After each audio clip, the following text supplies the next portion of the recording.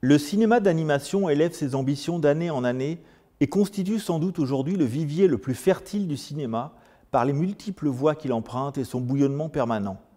Il fut un temps où le dessin animé annuel était invariablement signé Walt Disney. Désormais, l'inventivité est incessante.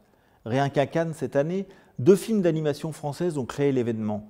Ma vie de courgette, qui sortira en octobre prochain, et La Tortue Rouge, qui a obtenu le prix spécial du jury Un certain regard. Bien qu'il s'agisse de son premier long métrage, Michaël Dudok-de-Witt possède déjà un palmarès impressionnant qui compte notamment un César décroché en 1996 par Le Moine et le Poisson et un Oscar obtenu en 2001 pour Père et Fille, par ailleurs lauréat d'un BAFTA et de grands prix glanés à Annecy et Clermont-Ferrand. Il n'en est pas blasé pour autant. La Tortue Rouge débute comme Robinson Crusoe.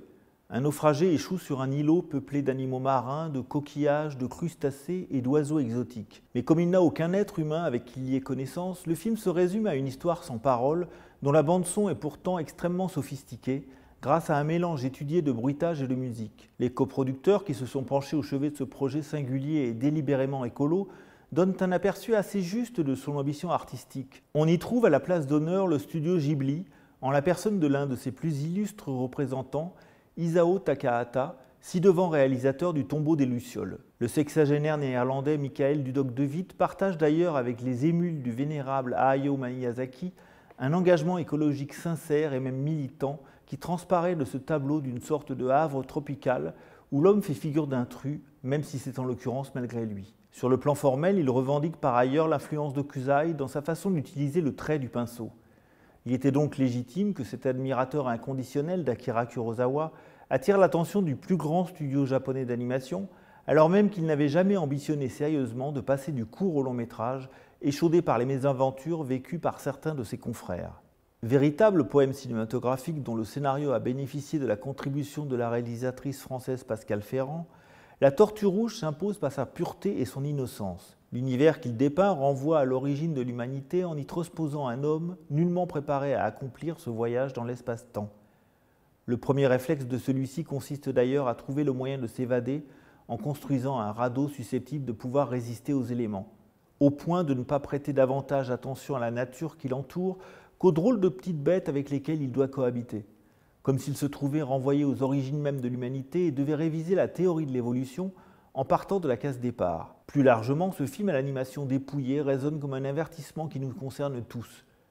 D'où l'importance de faire fi de la parole, ce qui constitue un authentique défi narratif, mais implique que le spectateur remplisse lui-même les vides en s'appropriant cette chronique minimaliste et contemplative.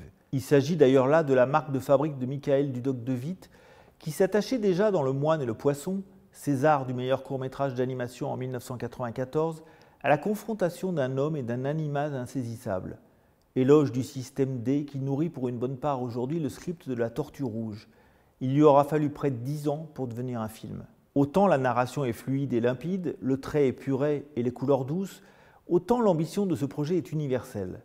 Ce que raconte La Tortue Rouge, c'est rien moins que la destinée humaine à travers les grandes étapes d'une vie presque comme les autres, dans un cadre qui renvoie à l'origine du monde. Seule concession à l'imaginaire, la fameuse tortue rouge du titre, réalité ou fantasme qui hante les pensées de notre homme confronté à l'immensité de sa solitude. Une créature mystérieuse dont la couleur vive tranche délibérément avec les tonalités pastel qui baignent le film et remplit la solitude du personnage principal en nourrissant ses pensées. Pour s'immerger dans cet univers, le réalisateur a passé une dizaine de jours aux Seychelles. Non pas dans un palace, les doigts de pied en éventail, mais en logeant chez l'habitant et en passant ses journées, un appareil photo en bandoulière, à saisir les moindres détails de ces îles lointaines. C'est de cette observation minutieuse qu'est né son film. Sans doute pour cela aussi qu'il pleut à plusieurs reprises et que le désir de fuir ce paradis artificiel reste le plus fort. D'où ces plans au cours desquels le personnage fait simplement face à l'océan, dans l'espoir d'y apercevoir un signe de présence humaine. Le paradis est parfois aussi un enfer. Derrière son aspect de Robinsonade, La Tortue Rouge s'impose comme une réflexion en profondeur sur la nature humaine et la place qui est la nôtre par rapport à la nature. Michaël Dudok-de-Witt n'entend pas prendre la pose du donneur de leçons. Il a plongé la tête la première dans son projet atypique et s'est laissé guider par ses rencontres successives. À l'instar de sa collaboration avec le compositeur Laurent Pérez Delmar, qui lui a soumis diverses mélodies. Il l'a même laissé lui proposer des endroits ou placer de la musique auxquels il n'avait pas songé. C'est de cette fusion de créateurs chaperonnés par des producteurs attentionnés qu'est né ce somptueux film d'animation d'une rare universalité à regarder comme un miroir. Une invitation au voyage qui ne vise pas un public en particulier comme le préconise le marketing, mais s'adresse à tous ceux qui ont conservé par devers eux une part de rêve et d'innocence.